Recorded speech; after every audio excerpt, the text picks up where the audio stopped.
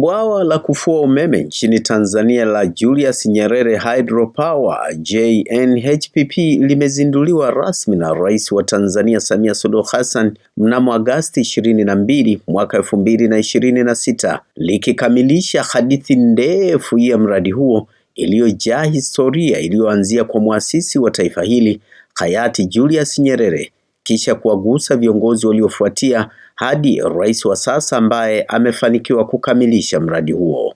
Na hii ni TriGen Media na mimi ni Leonard Mubali. Kwa kipimo cha uwezo wa kuzalisha umeme, JNHPP inaliingiza taifa la Tanzania katika nafasi ya pili barani Afrika kwa mitambo mikubwa ya kuzalisha umeme inayofanya kazi kwa sasa, huku bwawa la Grand Ethiopian Renaissance Dam GERD lenye uwezo wa uzalishaji wa megawatt 5150 likishika nafasi ya kwanza.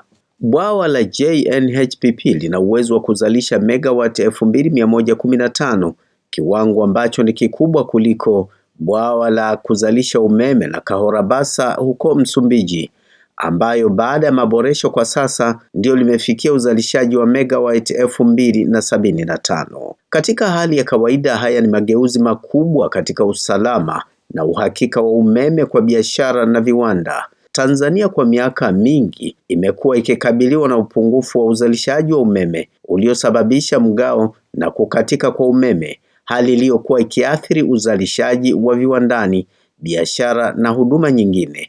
Lakini kwa sasa tiba imepatikana. Hii ina maana kiwanda kinaweza kupanga uzalishaji kwa uhakika sasa. Biashara kubwa zinaweza kupunguza hasara zinazotokana na kukatika kwa umeme, na wawekezaji wanaweza kuwa na mazingira bora kabisa ya kuanzisha miradi inayotumia umeme mwingi. Mageuzi ya pili ni kwamba Tanzania sasa inaweza kuanza kuangalia umeme kwa jicho tofauti, zaidi ya kuwa tu huduma za majumbani, bali kugeuka na kuwa kichocheo cha mageuzi ya kiviwanda. Serikali ya Tanzania inaeleza kwamba uwezo huu mpya unalenga kuunga mkono viwanda, madini, kilimo cha biashara na shughuli nyinginezo zinazotumia umeme kwa kiwango kikubwa. Kwa mfano, viwanda vya kusindika mazao, uzalishaji wa saruji, chuma, mbolea, migodi na uhifadhi wa vitu kwenye ubaridi vinaweza kupanua uzalishaji wake sasa bila hofu yoyote ya upungufu wa umeme. Hii inaweza pia kuvutia wawekezaji wanaotafuta taifa lenye umeme wa uhakika na kuwekeza huko. Fursa nyingine kwa Tanzania kwa hatua hiyo iliyofikiwa ni kuwa muuzaji wa umeme kikanda.